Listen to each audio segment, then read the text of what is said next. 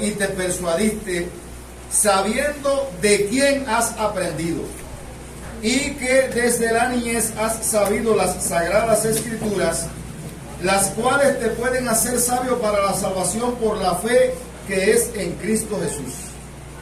Toda la escritura es inspirada por Dios y útil para enseñar, para redarguir, para corregir, para instruir en justicia, a fin de que el hombre de Dios sea perfecto, enteramente preparado para toda buena obra. Les invito a orar.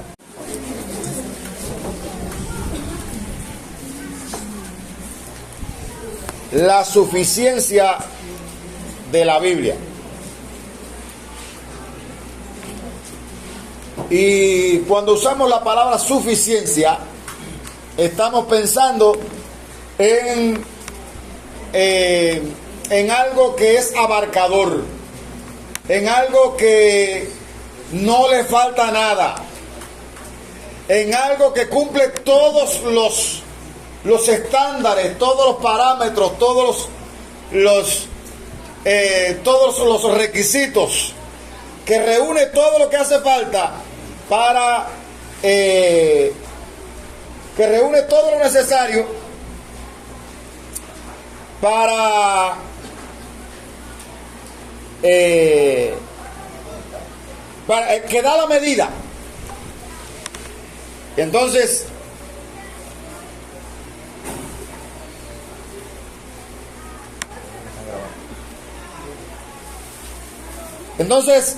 cuando hablamos de la suficiencia de la Escritura, estamos diciendo que la Biblia reúne ese cúmulo de características para hacer de ella esa herramienta perfecta para el creyente.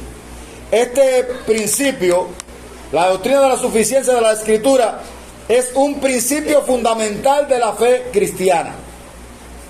Eso es básico que lo entendamos. Todo creyente en Dios, o todo cristiano, porque hay muchos creyentes en Dios. Amén. Hay muchos creyentes en Dios. Específicamente, el pueblo cristiano cree en este principio. Cree que la Biblia es suficiente y es todo lo que se necesita para vivir la vida cristiana, y todo lo que se necesita para creer. Allí el apóstol Pablo se le está diciendo a Timoteo que desde la niñez has sabido las sagradas escrituras, las cuales te pueden hacer sabio para la salvación. Es decir, todo lo que necesita saber el ser humano con respecto a la salvación está ahí. Y les recuerdo que esa fue uno de los aspectos que tuvo en cuenta Martín Lutero para echar por tierra algunas enseñanzas heréticas que se habían filtrado dentro de la iglesia, y que estaban echando a perder la pureza doctrinal de lo que se enseñaba. Entonces, la suficiencia de las Escrituras es un principio fundamental de la fe cristiana, y significa que la Biblia es todo lo que necesitamos para equiparnos para una vida de fe y servicio.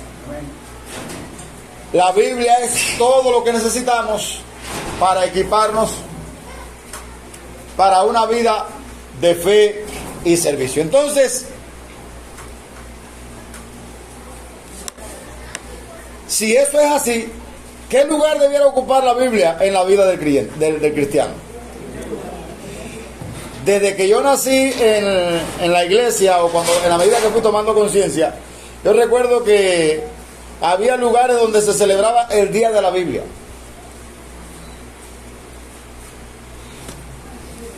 Nosotros por momentos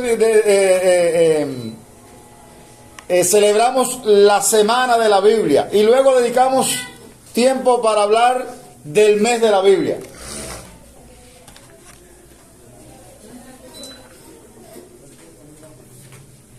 Y yo creo que vale la pena que nosotros dediquemos un espacio grande. No sé si en noviembre se va a prestar para que hablemos de la Biblia, pero sí sería bueno que pensemos en dedicar un espacio grande para tratar el tema de la importancia de la Biblia, la relevancia que la Biblia reviste y lo que debe representar para cada cristiano. La Biblia nos proporciona una clara presentación de la intención de Dios para restaurar la relación rota entre Él y la humanidad a través de su Hijo Jesucristo. Nos enseña acerca de la fe, la elección, la salvación por los méritos de la muerte de Jesús en la cruz y su resurrección. Entonces, todo lo que nosotros necesitamos saber es lo que Pablo le dice a Timoteo aquí. Pablo le dice a Timoteo 3:14: persiste tú en lo que has aprendido y te persuadiste sabiendo de quién has aprendido, y que desde la niñez has sabido las sagradas escrituras, las cuales te pueden hacer sabio para la salvación por la fe que es en Cristo Jesús. Y ahí aparece en el versículo 15 la exhortación de Pablo a Timoteo: las sagradas escrituras te pueden hacer sabio para la salvación por la fe que es en Cristo Jesús. ¿Dónde es que el ser humano aprende que Cristo murió por nuestros pecados? ¿O dónde es que el ser humano aprende que fue creado? ¿Dónde es que aprende que el ser humano cayó en pecado y que ese pecado ha manchado a toda la raza humana? No es de sorprender que la Biblia sea el libro más leído, pero a la vez el libro más combatido o más atacado de la raza humana. Satanás tiene un empeño desmedido en hacer que la Biblia desaparezca. Y el pueblo cristiano tiene un empeño desmedido también, o debe tener un empeño desmedido, en hacer llegar la palabra de Dios a cada persona. Eso fue algo que lo vimos el jueves pasado, cuando Martín Lutero descubrió la verdad. ¿Cómo la descubrió? Martín Lutero, que había hecho un voto de consagración porque él quería ser sacerdote, pero había vivido un estilo de vida liberal y la mala conciencia no lo dejaba tranquilo. Y la Iglesia Católica le enseñaba que para poder tener paz con Dios necesitaba llevar a cabo una serie de rituales para poder limpiar el alma. Y hoy a Michelén esta mañana sentado ahí, y él hace una exposición magistral del contexto de Martín Lutero. Las indulgencias. ¿Qué cosas eran las indulgencias? La Iglesia Católica enseña que hay personas que han vivido un estilo de vida más santo que otros, y esas personas tienen más mérito que otras personas. Entonces, por eso se beatifica a las personas en la Iglesia Católica. La Madre Teresa de Calcuta, el Papa Juan Pablo II, se beatifican porque son personas que Dios hizo cosas extraordinarias por medio de ellos. Entonces, como se reconoce ese mérito, pues se canonizan en la iglesia y se le da un lugar. Y entonces decía Michelén en su exposición que la Iglesia Católica enseñaba que esos méritos que tenían esas personas se le imputaban a otros creyentes cuando ellos pagaban las indulgencias. Yo no sabía, yo no tenía idea, y se me quedó bien grabada la idea de las indulgencias. Ahora, Lutero hacía eso, sin embargo la conciencia no lo dejaba tranquilo. Hasta que él entendió, el Espíritu Santo lo iluminó con un pasaje de la Biblia: mas el justo por la fe vivirá. Y aquello activó en él la necesidad de conocer qué la Biblia enseñaba, y en la carta de Romanos entendió que no hacía falta el mérito de ninguna persona para que el ser humano fuera justificado, solo la persona de Jesucristo. Amén.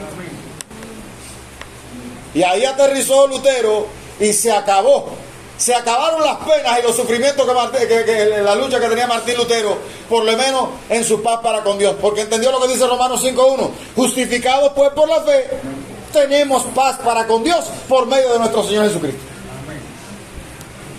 Y Lutero entendió que no hacía falta ni los méritos de María, ni hacían falta los méritos de ninguno de los santos de esos que murieron en el pasado, porque solo con los méritos de Cristo el ser humano es justificado delante de Dios. Amén, aleluya.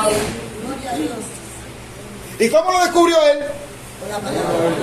Si usted no estudia la Biblia, usted está expuesto a correr la suerte que han corrido muchas personas que andan por allí repitiendo como loros lo que oyen decir a otra persona, como una persona anoche que estábamos hablando acerca de si la salvación se pierde o no, y me dijo, porque la Biblia dice que cuides tu salvación con temor y temblor. Y yo le dije a la persona, lea Filipenses 2:12 y verifique lo que usted me está diciendo, porque allí no dice que cuide su salvación, allí dice que se ocupe en su salvación. Amén. Lea bien. Usted ha oído mucha gente por ahí decir que cuide su salvación. La Biblia dice que se ocupe en ella.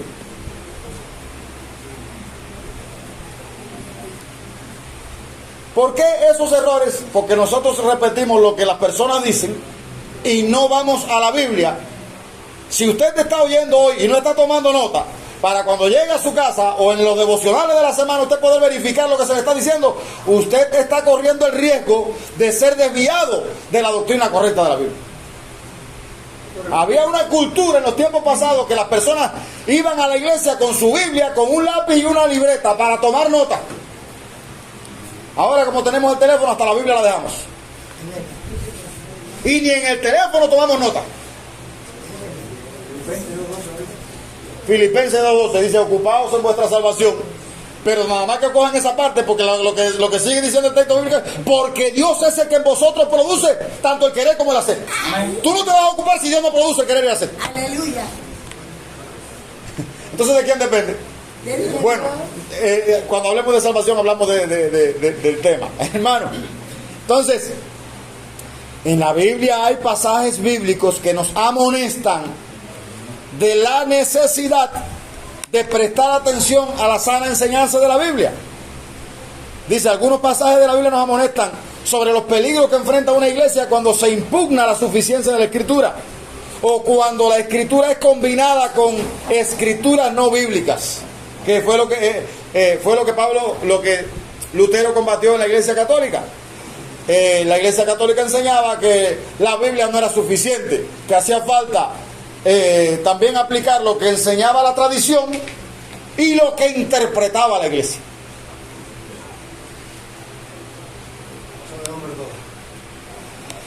Y hay pasajes muy claros en la Biblia, y de hecho nosotros estudiamos la carta a Colosenses. Pablo nos advierte en Colosenses 2:8, mirad que nadie os engañe por medio de filosofías y huecas sutilezas. Ese mirad te está diciendo, presten atención, estén atentos, porque corren el peligro de ser engañados con filosofías e ideas que no están en la Biblia.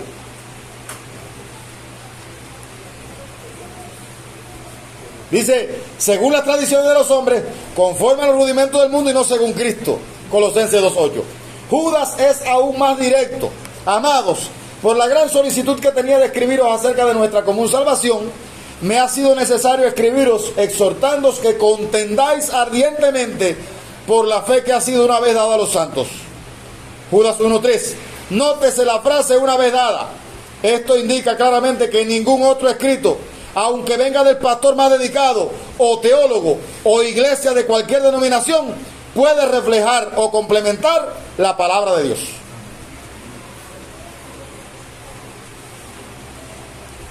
La Biblia contiene todo aquello que es necesario para el creyente, para que el creyente entienda el carácter de Dios, la naturaleza del hombre, la doctrina del pecado, el cielo, el infierno, la salvación a través de Jesucristo. Y por ahí para adelante, la Biblia es el filtro.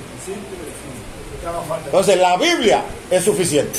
¿La Biblia es suficiente? Amén. Amén. La Biblia es suficiente. Vamos a decirlo todo de una voz. La Biblia es suficiente. Así que filtre. Cuando usted oiga que alguien se para aquí a predicar, fíltrelo por lo que dice la Biblia. Fíltrelo. Y fíltrelo en su totalidad. No lo filtre por partes. Porque esta misma persona me estaba diciendo, me citando el pasaje de Hebreos de aquellos que cayeron de la gracia, alguna vez gustaron y cayeron de la gracia. Le digo, bueno, ¿y los otros textos que dicen que usted no puede caer de la gracia?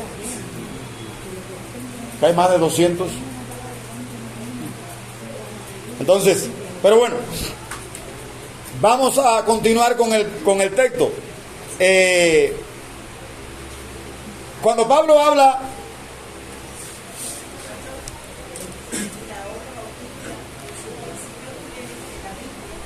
la única regla de fe y práctica, ese es el primer principio bautista.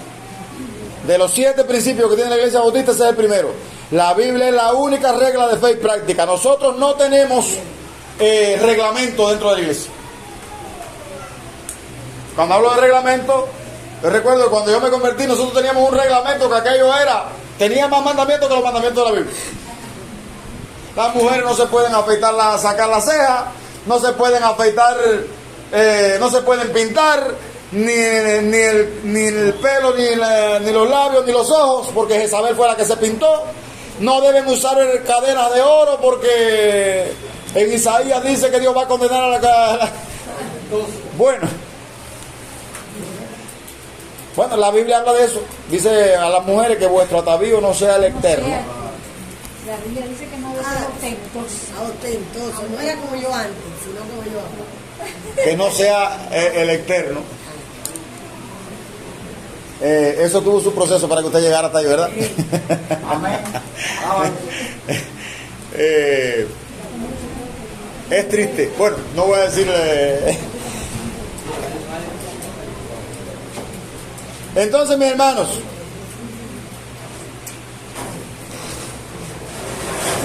dice este comentarista que tal vez los versículos más enfáticos sobre el tema de la suficiencia de la Biblia vienen del Salmo 19, los versículos 7 al 14. ¿Alguien puede buscarlo?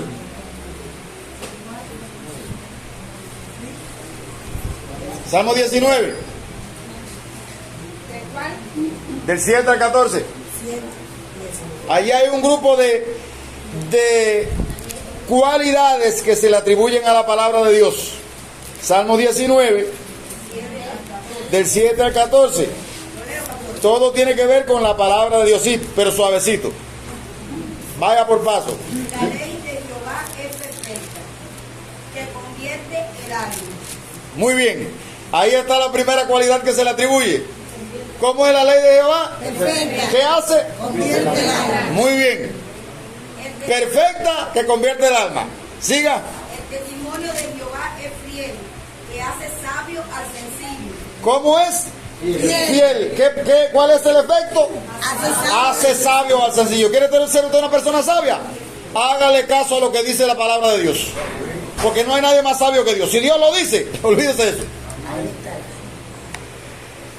Los mandamientos de Jehová son rectos, que alegran el corazón. ¿Usted quiere estar contento toda la vida? Sí. Hágale caso a lo que dice Dios. Porque lo que Él dice no lo dice por su mal. Hay gente que creen que pueden,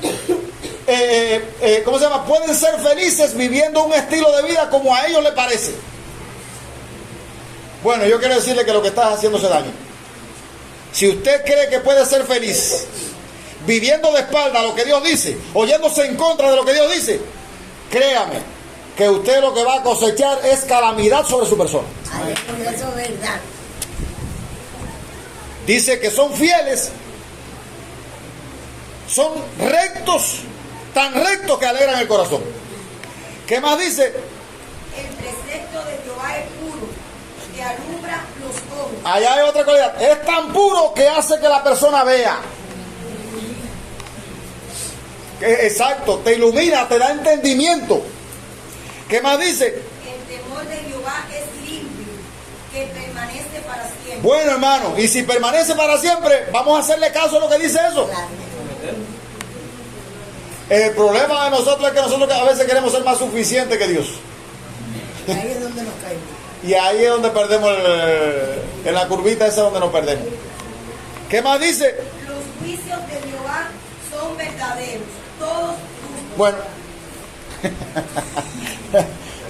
Ahí no hay para tirar por tierra. No, lo que Dios dice es lo que Dios es verdad. Y la persona que quiera cuestionarlo, bueno, si le parece, ya se mencionaron, ¿cuántas se han mencionado anteriormente? 6. Así que, perfecto, fiel, rectos, puro, limpio, verdadero. 6.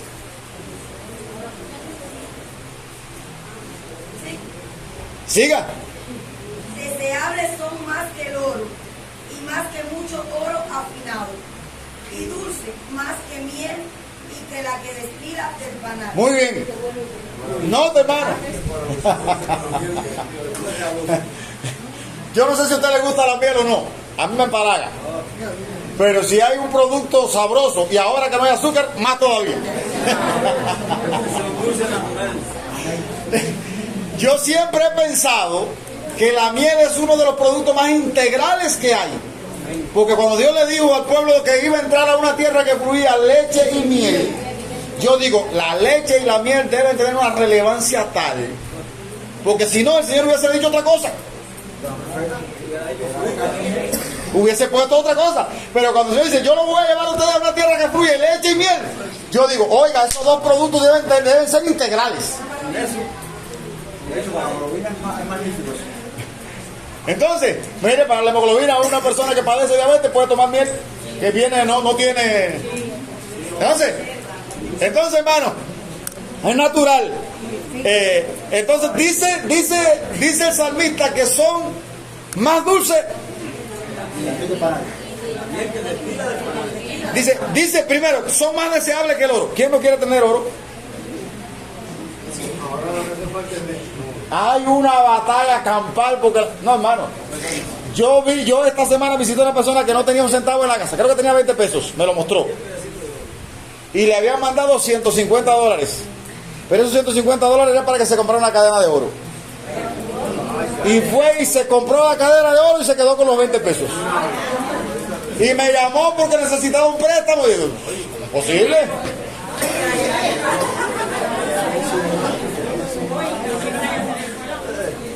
¿Tú prefieres andar con una cadena de oro y no andar con el estómago vacío? Andar pidiendo. Comprando la muerte $50. No, $150. Hermano, porque la gente quiere exhibirse, la gente quiere presumir.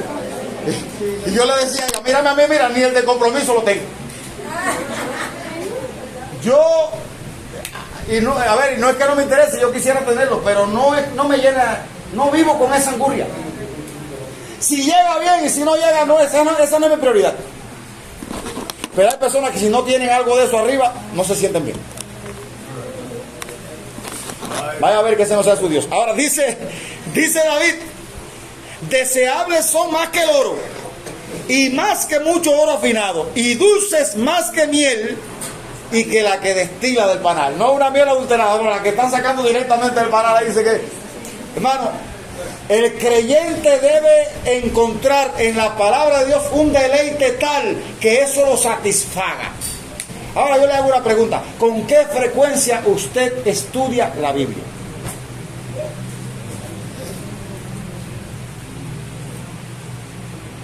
¿Está seguro que si yo voy a su casa no voy a encontrar la Biblia empolvada?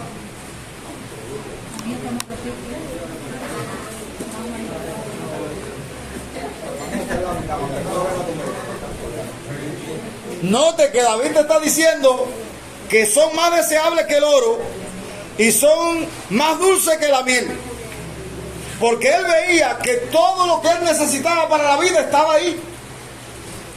Nosotros hacemos énfasis en que toda familia cristiana debe tener su devocional diario, y ese fue un principio que se afirmó ayer aquí en el encuentro que tuvimos, en el encuentro de liderazgo.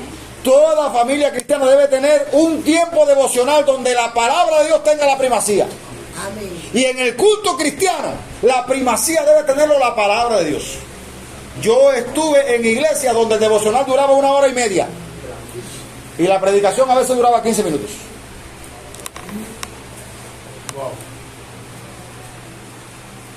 Había una iglesia bautista al frente y yo recuerdo que cuando los bautistas iban saliendo, porque los bautistas sí eran muy metódicos, ya se ha ido perdiendo eso también.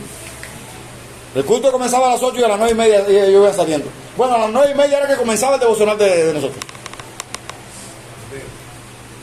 Y a veces eran las 11 y estaban la gente hablando lengua y el biribiri y no se resolvía el problema. Entonces, hermanos, la palabra de Dios debe ocupar un lugar central en la vida del cristiano.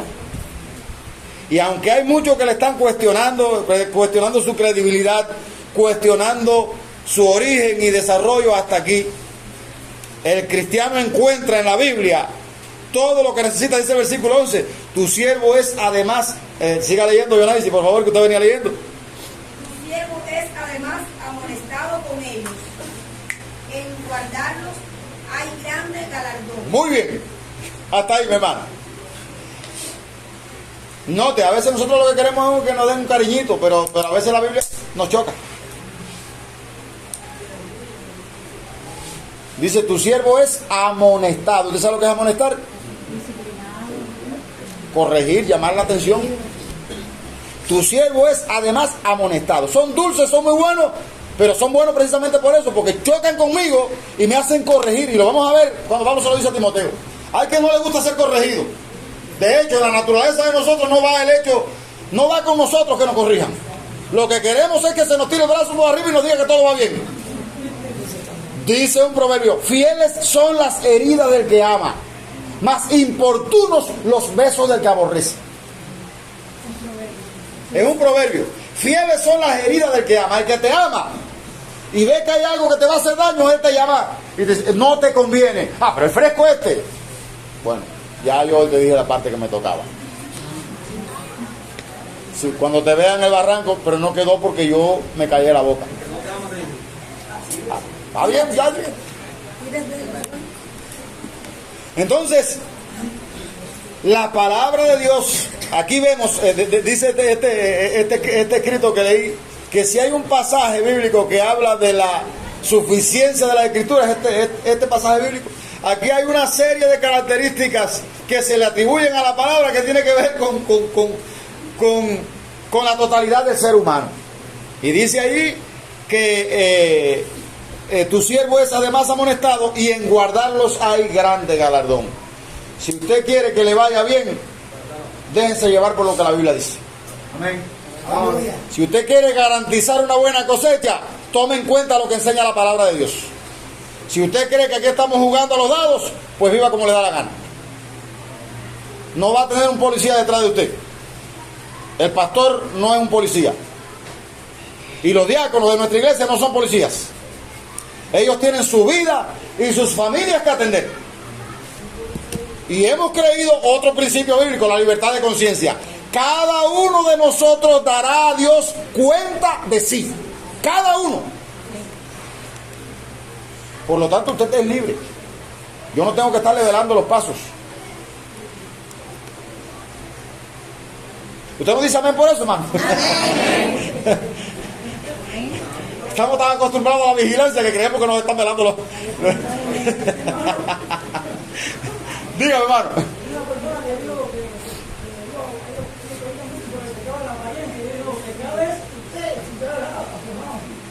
Sí, hay personas que... ¿Qué usted quiso decir? Le dije, no, usted está autorizado a pensar por usted, no por mí. Lo que usted quiso decir, no, lo que yo haya querido decir es problema mío. Lo que usted interprete es asunto suyo. Sí, porque hay personas que hay que chocarlos, porque ya había una tendencia en malinterpretar lo que yo estaba diciendo. Con justo juicio. Entonces, Pablo le dice a Timoteo, allí que las escrituras, volvemos a Timoteo, que las escrituras lo pueden hacer sabio para la salvación. Note que no dice que las escrituras pueden hacerlo sabio para ejercer la medicina. Danair y Aité y los personal de medicina. No dice que las escrituras pueden hacerlo sabio para ejercer la medicina, ni para arreglar un refrigerador, ni para... Ahí dice que las escrituras pueden hacerlo sabio para la salvación. Dice el versículo 15.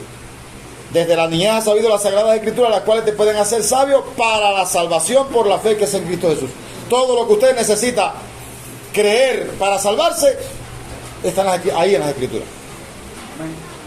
Ahora, cuando Pablo se refiere a la escritura, dice, toda la escritura es inspirada por Dios. Cuando Pablo se refiere a toda la escritura, se refiere tanto al Antiguo como al Nuevo Testamento. Es el compendio, es el resumen ese que ha llegado a nuestras manos del Antiguo y del Nuevo Testamento. Toda la escritura. Claro que no toda la escritura, diga hermano. Ahí observaba el pastor que en la niñez Timoteo aprendió el Antiguo Testamento como el lógico, que ya apuntaba a Cristo. Sí. Que lo que la madre y la abuela le enseñaron a Timoteo fue el Antiguo Pacto, el Antiguo Testamento. Y ya eso apuntaba a Cristo. Es decir, que ya era útil para la salvación. Es que las bases de nuestra fe están establecidas en el Antiguo Testamento. La creación, ¿cómo sabemos que fuimos creados? En el semillero de la Biblia es el libro de Génesis. Allí sabemos quién es Dios. La creación, el pecado, la salvación, está ahí en Génesis. Aparece más detallado en el Nuevo Testamento, pero todo eso está en el Antiguo Testamento. Entonces, hay personas que leen solamente el Nuevo Testamento y no saben de dónde sale la fe cristiana. Cuando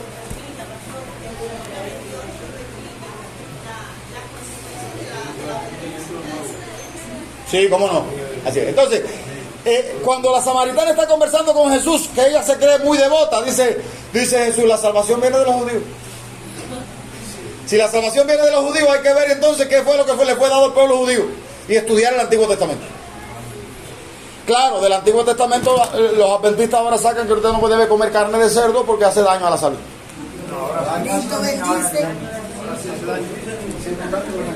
Entonces, eso viene de una incorrecta interpretación del Nuevo Testamento. ¿Qué dice Pablo en 1 Timoteo capítulo 3? Vendrá tiempo cuando algunos prohibirán casarse y mandarán abstenerse de alimentos que Dios creó para que con acción de gracias disfrutasen los creyentes y los que han conocido la verdad, porque todo lo que Dios creó es bueno y nada es de desecharse si se toma con acción de gracias, porque por la palabra de Dios y por la oración es santificado. Amén. Dice 1 Timoteo capítulo 4. Entonces, predicción de la apostasía, 1 Timoteo capítulo 4. Entonces, toda la escritura es inspirada por Dios, pero no toda la escritura es aplicable a la iglesia. Y yo le hablaba, por ejemplo, de las maldiciones generacionales. Las maldiciones generacionales aparecen en los 10 mandamientos. Es el segundo mandamiento. No tendrás dioses ajenos delante de mí, porque yo soy Jehová tu Dios fuerte, celoso, que visito la maldad de los padres sobre los hijos hasta la tercera y cuarta generación. Pero cuando Jeremías anuncia el nuevo pacto, dice, yo voy a hacer un pacto no como el antiguo, voy a hacer un nuevo pacto.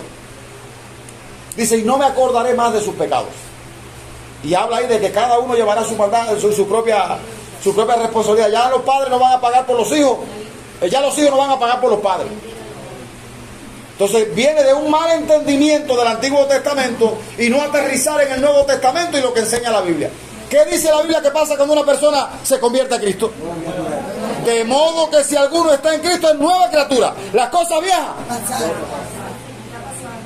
Entonces, si las cosas viejas pasaron, lo que yo hice pasó, y lo que hizo mi mamá pasó, y lo que hizo mi abuelo pasó, y todo eso pasó. A partir de que estoy en Cristo, todo es nuevo. Aleluya, gloria a Dios. Las maldiciones generacionales quedaron en Cristo. Amén. O yo no creo lo que enseña la Biblia. Cristo se hizo maldito para librarnos de la maldición. Entonces, ¿dónde está el problema, hermano? En la interpretación de la Biblia. Toda es inspirada por Dios, pero no toda se aplica a la iglesia.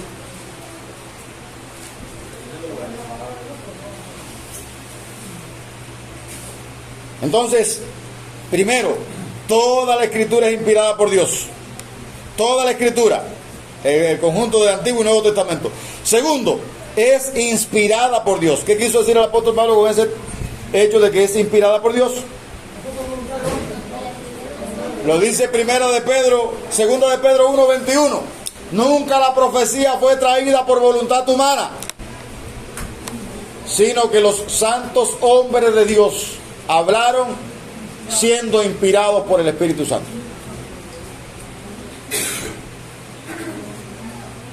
¿Usted cree, cuando usted lee los libros de historia, usted lee la historia de Cuba y los héroes que tiene la historia de Cuba, no tienen ninguna laguna? Los héroes bíblicos, David, que es el paradigma, un adúltero, un homicida, un codicioso. Entonces, eso todavía le da más credibilidad a la Biblia. ¿Cómo es posible que David, siendo el rey, el dulce cantor de Israel, el hombre conforme al corazón de Dios, cometiera todos esos errores y quedara plasmado ahí? Había un interés de Dios en que esa historia llegara hasta nosotros.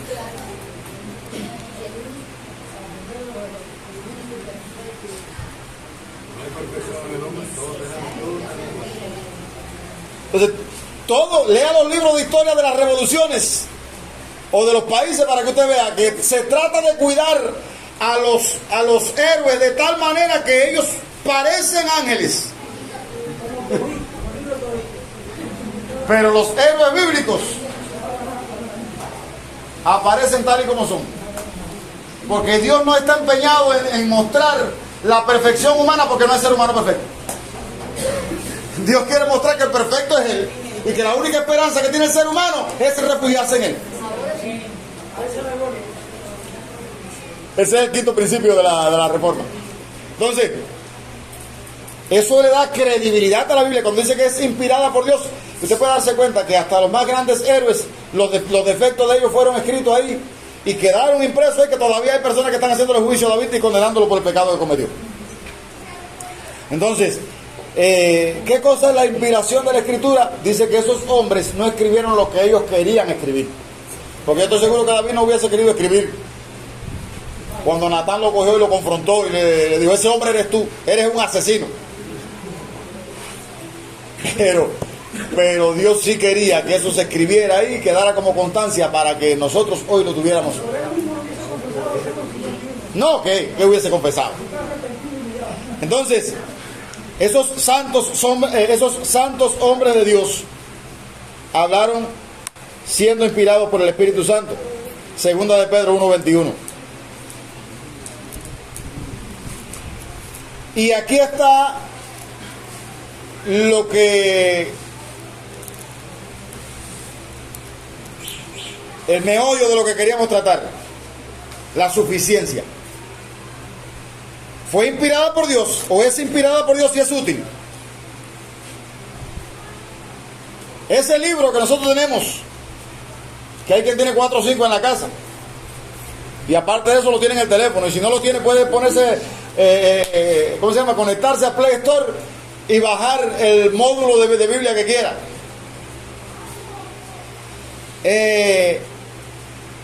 Dice que ese libro es útil, y note para qué: para enseñar lo correcto, para redarguir o convencer.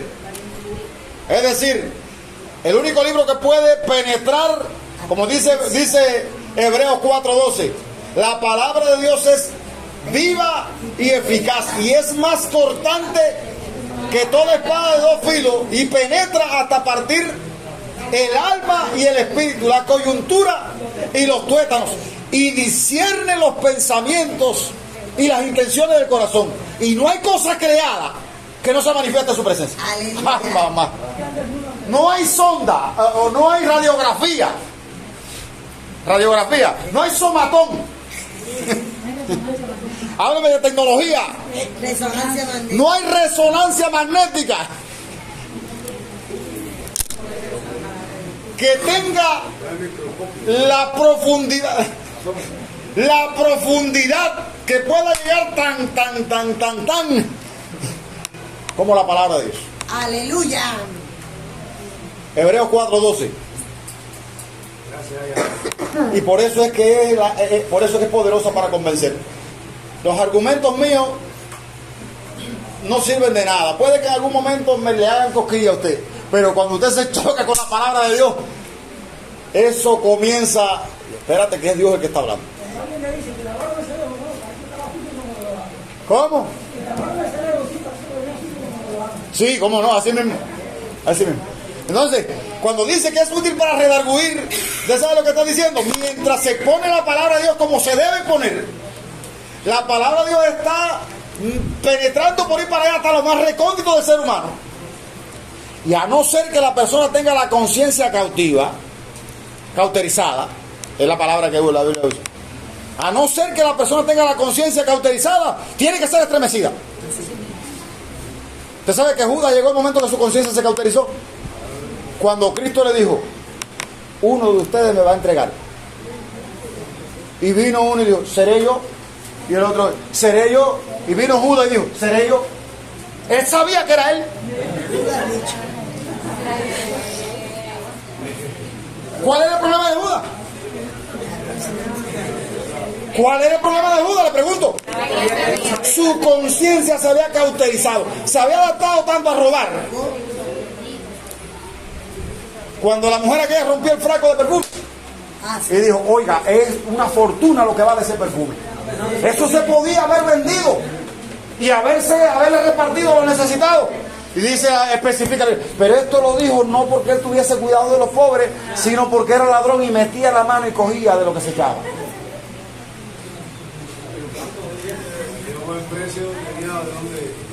Hay quien quiere que se dé, porque a río revuelto ganancia de pescadores.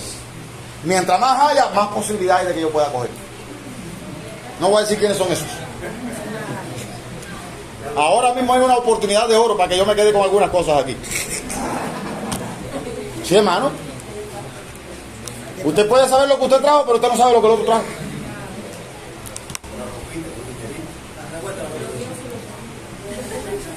Pero yo tengo una conciencia. Yo tengo una conciencia que me dice, te robaste el calzoncillo o te quedaste con el jabón que le mandaron a aquel pobre infeliz de allá. Y cuando me veo en la palabra de Dios, la conciencia de detente que te puede pasar como Judas. Iba a decir mi hermano Ariel. Ahora mismo me acercaba uno de los juveniles. Hoy lo que tuvimos con ellos fue una charla. Estaba la mayoría, pero bueno, tuvimos una charla. Y gloria a Dios que yo le decía a uno de ellos, ahora mismo es lo mismo que tratamos en arriba. Es lo mismo. Y hablamos incluso de Pablo que hablaba, o sea, hablamos de la mujer autorizada, hablamos de Judas. Incluso le cité a Pablo que decía, por eso todo mi cuerpo y lo pongo en incertidumbre. O sea, que había introducido que el alma, lo mismo venga a ser eliminado. Así mismo. Entonces, hermano, la cosa del espíritu. Entonces, cuando usted es expuesto a la palabra de Dios, es tan pura que no es posible que el ser impuro se pueda ver puro delante de ella. Por eso yo digo que si yo vengo al tiempo de culto y no soy confrontado con la palabra, y lo que soy es entretenido, usted me ha hecho perder mi tiempo.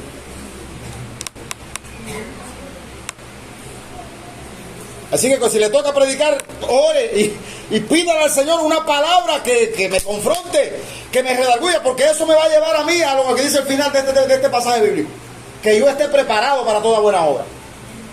Entonces, pero esa preparación tiene un proceso, así que esa palabra es útil para enseñar, para redarguir, para corregir lo deficiente, enseñar lo que es correcto, convencer de lo que se ha hecho, si es correcto o no, corregir lo incorrecto, lo que hay que corregir es lo incorrecto, para instruir los educadores.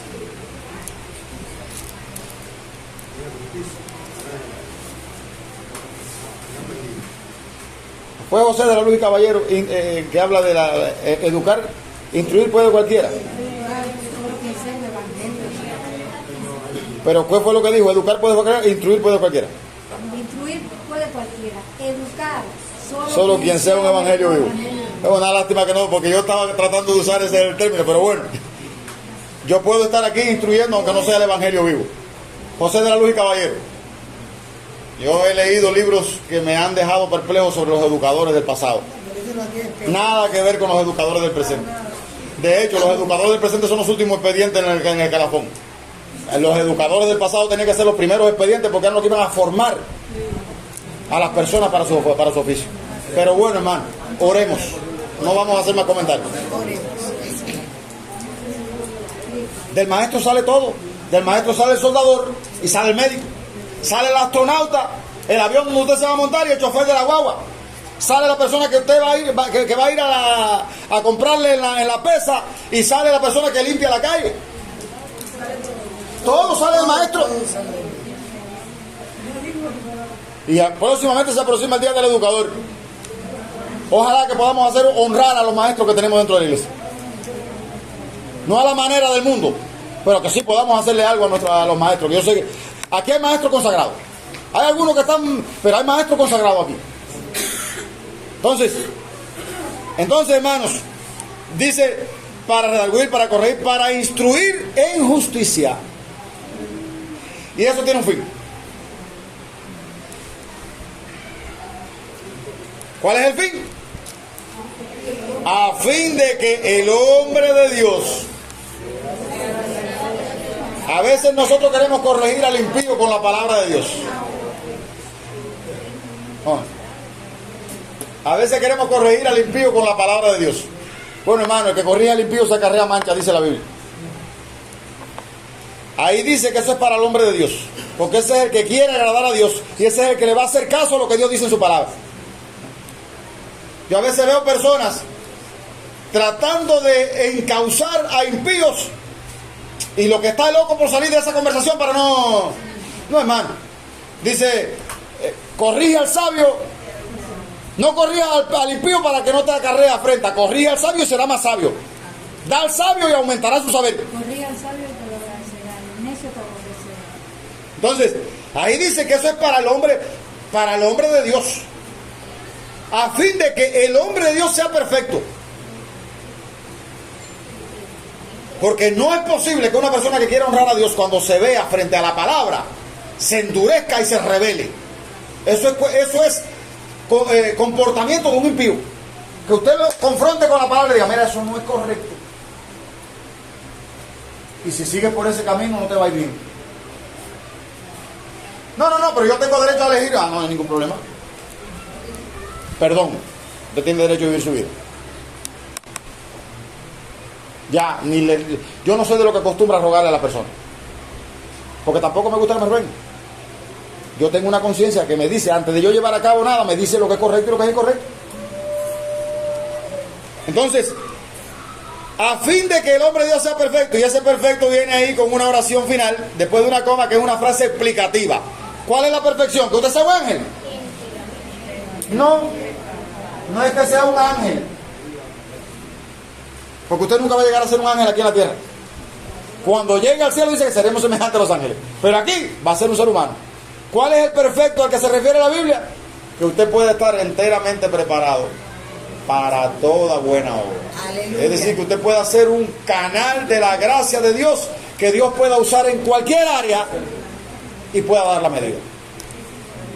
Y eso es el resultado de ¿qué cosa, hermano? Ese es el trabajo del Espíritu Santo aplicando la Escritura a nuestra vida. Amén. Y yo le voy a hacer la pregunta, Claribel, nos quedamos en el mes de la Biblia. Yo creo, ¿tienes algo para noviembre? Vamos a aterrizar, vamos a poner empeño en esto. Yo les invito a reflexionar. ¿Con qué frecuencia usted estudia la Biblia? No le estoy diciendo si oye predicadores por las redes sociales. Estoy diciendo con qué frecuencia usted se aparta a solas, ora, busca un pasaje de la Biblia. Señor, habla mi vida, dame entendimiento de lo que estoy. Yo quiero aprender de ti, necesito que me corrijas si debo ser corregido, que me orientes si debo ser orientado, que me animes si necesito. ¿Con qué frecuencia?